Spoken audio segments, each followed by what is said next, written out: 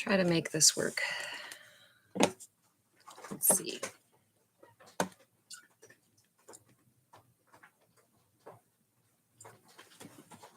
The lighting is a little lackluster, but it'll do.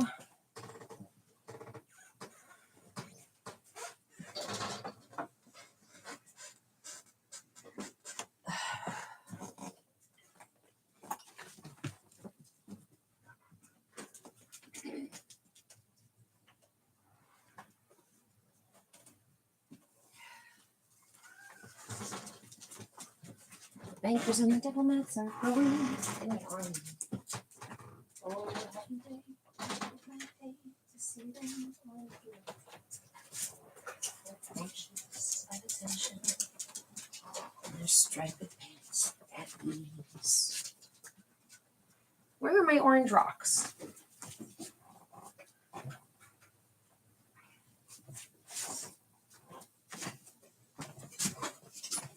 Anybody seen my orange rocks? A double header. Heck yeah. Good luck. I heard you're heading out to the coast, right? Yeah, Brookings. Heck yeah. Double header, you're going to kill it. Yes.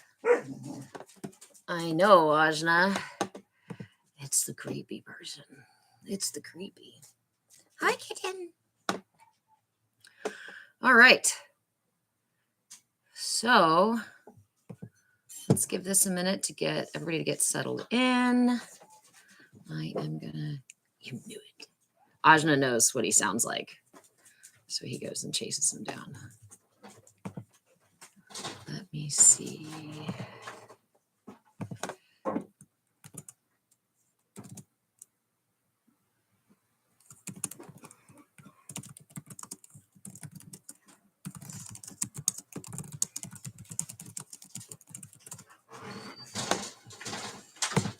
Okay. Sacral chakra. Sacral chakra. Our last Saturday, our last day of the month. And we're going to finally finish up talking about the sacral chakra. I'm going to offer mudras and tools and things like that. Let me pull up my...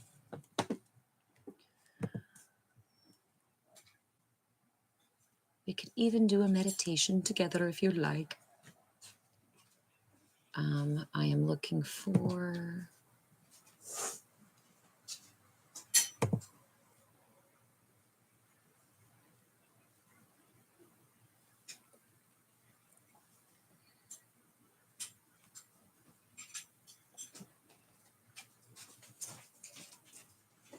Where are my orange stones, though?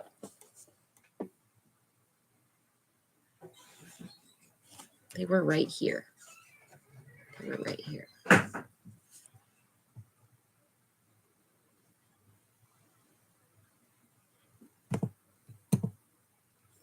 have to do the best we can. Bravely carry on.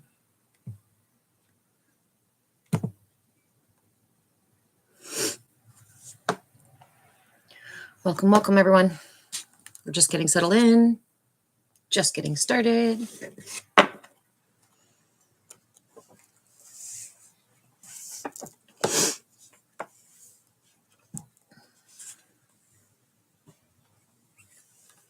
Thank you for sharing the live, friends. I apologize for missing last week. I was under the weather, and so I took a personal day.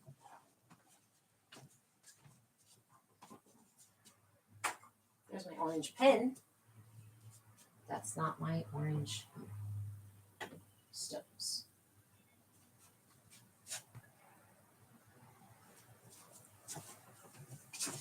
How about an orange troll instead? How about the orange troll? Hey, Natalie, good morning.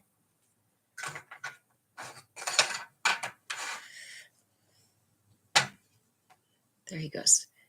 He is our sacral troll. Is TikTok streaming okay? Or are you guys having issues with the feed already? Me too. I I'm learning how to balance self-care with all the things that I like to give.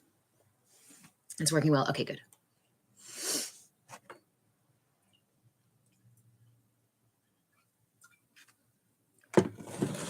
And the sacral chakra honestly has a lot to do with our ability to self-care, our ability to pause when we need to rest, to be honest with ourselves, with the things that come up, the energy that comes through us. Our sense of nourishment sits in our sacral chakra. So when we do those things for ourselves, caring for ourselves, that helps to balance that sacral chakra energy.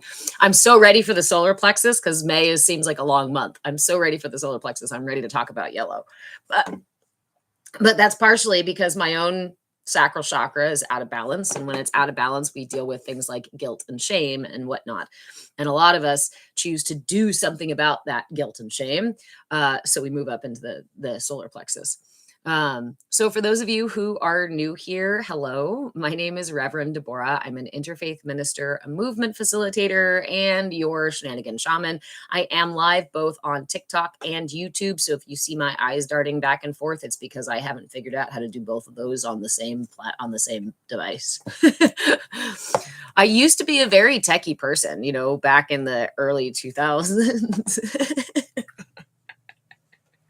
But now it's like exponentially out of my hands. I don't even know. I actually need to hire a tech person. I'm starting to feel old.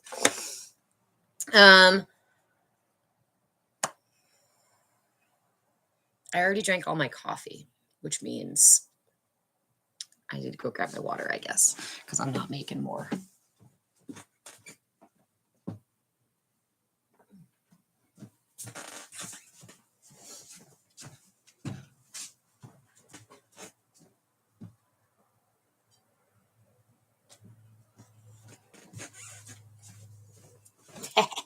There's even oranges on my water bottle. Okay. I went a little overboard with the orange this month, realizing that I actually don't own a lot of orange clothing. As I often say, one of my favorite ways to treat or any of the chakras to help bring them into balance is to wear a shade of that color that feels really good. So a lot of us, for me particularly, I might not be such a huge fan of like neon colors, but the more muted or the earth tones feel really nourishing to me. And those can be really helpful just for a passive way to balance the chakras. You're very welcome. How are you, friend? I'm just so glad to be back on live. I really enjoy doing this. I really enjoy talking about this stuff. And in learning to balance what I give with what I receive, this has been a really rocky beginning of 2025 because I'd like to be live 3, 4, 5 times a week like I was last year. But I don't know how to, yeah. So if any of you appreciate what I do here, remember that I do also have a Patreon. I'm actually working on a website right now, so I will have more of a central hub for all things Move with Change and CAYA community. The business here is Move with Change. Why? Because life offers us a single constant, and that's change. The question is not whether or not change is going to happen. It's about how you move with it when it happens. That's why I'm a movement facilitator, movement in breath, body, and being. And all of the practices I share are with the intention of giving you the tools to walk yourself back home, to bring yourself back into balance, to find that center of yourself. Because the truth is really only you can know that. Right? I can't be inside of your body. I don't know your life. And honestly, no one else outside of you ever really will. We can understand each other to a degree. But when it comes down to the truth, the self-actualization, the authentic self that's within us, that we are ultimately all kind of seeking to uncover, that's for you to discover. And for a lot of us, most of us, actually, we're talking about the sacral chakra, most of us have been sold this idea that our nourishment, our sense of safety, our sense of abundance, our sense of pleasure and connection and flexibility and ability to move through life are external from us. And that comes through the enculturation process. That's something that we were just given because we were born in this culture, and that culture teaches you how to get your needs met. So we'll talk a little bit about that too. about the development of the chakra system. We'll briefly go over it. I really like to go over it every single time because I know there's a lot of new people who come through. And one of the most important pieces in my work, discovering, linking energy work and human development, was discovering the development stages and how they align with child development and the chakra system, and how that actually becomes the structure that creates your ego characters, that creates your guilt, your shames, your fears, your triggers, your beliefs, your projections about other people, about the world, the way that you show up in the world, and the expectations about what you're going to get back. All of that stuff gets kind of written into us. I try to steer away from the use the word program because it gives this kind of idea, but it becomes our structures, and our culture, as well as our parents and our immediate surroundings, influence that so deeply that it becomes our unconscious self. It becomes the way we operate without even thinking about it. It becomes our baseline conditioning. Yeah.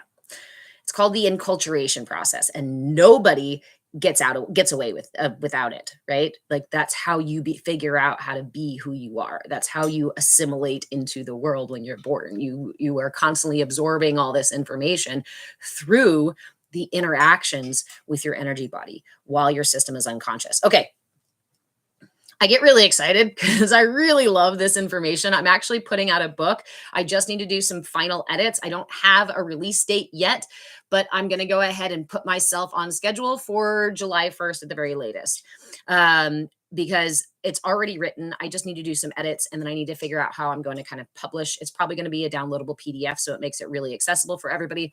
And this book is about the development of the chakras and how that correlates to or connects to our culture. It's called Energy for Sale: Your Chakras, Your Energy System, and Consumerism, and how our culture writes into us the expectation that we should meet our needs through external resources. So let's talk briefly. Again, for those of you who are new here, hello, my name is Reverend Deborah. I'm an interfaith minister, a movement facilitator, and your shenanigan shaman. So do not expect to take yourself too seriously in here. As a reminder, this is our CAYA community space. CAYA stands for Come As You Are, because authenticity is the purest expression of you, of the divinity that flows through you. And that's what we want to encourage. However, and of course, to cultivate a safe space for everyone to show up authentically, we must be intolerant of intolerance. So if you come in intolerant in your behavior or your words or what have you, if you are directly aggressive, then we're going to go ahead and mute you usually. I try not to block people, but because I always want people to have the opportunity to come back in. When you come in with aggressiveness, with judgment, with blame, with accusation, with like the need to take over the situation, what are you telling me? You're telling me that your chakra system is out of balance. You're telling me that your energy triggers, your energy patterns are out of balance to such a degree that you feel the need to come in and project that into someone else's space. That's an admission. And this is not the space for me to coach you through that. If you come in willingly and want to coach through that, we can totally talk about it. But if you want to go through direct coaching with me, I do have that available through Patreon. I Move with Change. Again, remember that name, Move with Change, on any of the platforms, over on Patreon and the link tree as well. That's where you'll find membership levels through coaching, group coaching, private coaching, as well as just levels of donation and to support the work that I do. I have a replay of classes for the last 2 years or so when I did a bunch more classes for free. Thank you, friend. Hey, how are you doing? And there's a membership level for that over on Patreon as well. Remember that you guys are the ones who keep the internet on and the phone on, so I can keep doing this. And I deeply appreciate your presence. I appreciate your encouragement and support. So thank you all so much. So that all said, I think I missed some comments there.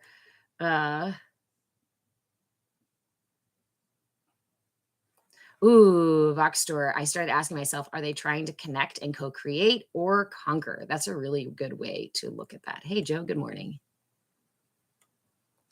Okay. Thank you for being. Hell out of the weather. Pooty Toos, have a good morning. Hey, you guys want to see something cute? This is my new tattoo. I got a new tattoo. It's a purple crayon. Why? Because of the story Harold and the Purple Crayon. Not the movie, the actual book. I did it. Yeah, I did it. This was my Mother's Day gift to myself, was to get myself some fun little reminder that I am a co-creator of my reality. So there it is. So there it is. I'm really excited about it. It really clean lines too. Thank you. Okay. I think I got all the intro things, all the plug things, right? Yeah. Okay. Good. So let's talk about the development of the energy body. Okay.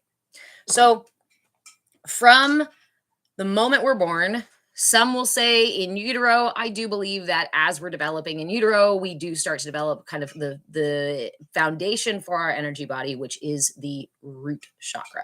The root chakra, if you're sitting right now, you're sitting on the root chakra. It's the color red. It resonates at the color red. And it is, let's see. What other details do you want? We're not talking about the root chakra in depth today. We're talking about the sacral.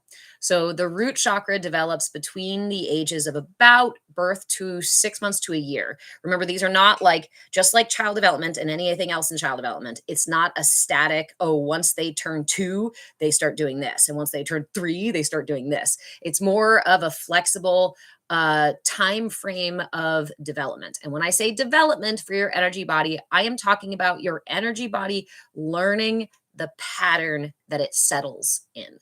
So when we're talking about the root chakra is the question of, am I safe or not? If your experience in early childhood up to 6 months to a year or so tells you that you're not safe, then your energy of your root chakra is going to settle into a pattern that responds appropriately to keep you safe, right? So this is when we're talking about the energy body too, I really want to stress so much how supportive your energy body really is, how insightful and wise for itself your energy body really is while you are unconscious. During those first 7, 8 years or so, your mind does not completely come out of the theta brainwaves. Theta brainwaves is our REM sleep time as adults. And typically most, a waking time, we're talking about gamma and delta brainwaves. Theta is you're asleep and you're in the dream time, your REM sleep stuff. As children, we don't come out of the theta brainwaves completely until after the age of 8. And then we can still drop in while we sleep, obviously. But so during that time, a lot of the foundational work for who you are is being settled, is being sorted out within your energy body. So that root, 6 months to a year or so. The sacral chakra, which we've been studying in May, is about a year to 2.5 to 2 to 3 year olds. The sacral chakra is the question of whether or not the universe will answer my needs, right? The root says, am I safe? The sacral chakra says, am I nourished, right? Can I receive the nourishment I need? If I'm uncomfortable and I cry out as an infant, right? We're pretty small at that point. So if I'm not feeling safe, if I'm feeling uncomfortable, can I cry out and will someone or something respond in a way that makes me feel safe again, nourished, protected, comforted, those sort of things? That comes into the sacral chakra. So while we're developing during those first initial couple of years, that question of the sacral chakra is, will the universe meet my needs? And if the answer is yes, my energy is going to settle into a certain pattern. It creates the expectation. It wires in the expectation that the universe will satisfy my needs. That if I ask for help, someone will answer and come to my aid.